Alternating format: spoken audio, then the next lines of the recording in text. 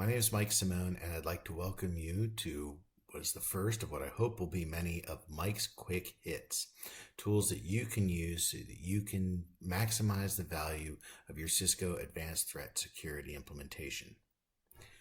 So earlier today, I was looking through my Umbrella logs and I happened to see a malware block event. So I want to get some more details on this. I click on View Details, and the first thing that I'm going to see is that I have a machine that was reaching out to something in Russia. And I want to get to know a little bit more about this. So I'm going to skip over how many blocks I have. I know I only have the one. I want to open this up in Umbrella Investigate. Investigate is the tool that we use to show you everything that we can figure out about an attacker's infrastructure. In this case, we see it has a very high risk score of 100, has a large number of queries reaching out to it across the world with our 160 billion DNS resolutions per day. And we see a little further down that there are numerous threat grid sandbox samples associated with it. So if I were to click on one of these to get some more details, I'm going to see various behavioral indicators associated with it. But I want to take this a step further. I'm going to pull up this full sample data from ThreatGrid. And when I click search, what this is going to do is it's going to look over the last few years worth of our data and see, do I have any samples of this that have run in here? In this case, I do have one, so I'm going to click on it.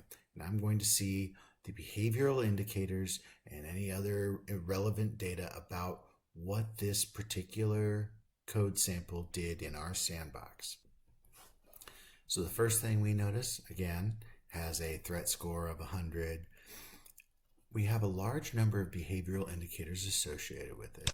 And if we expand any of these, we can see that they are already translated from NERD into bean counter for you. So when you're writing your report for management about what happened, that information is already there.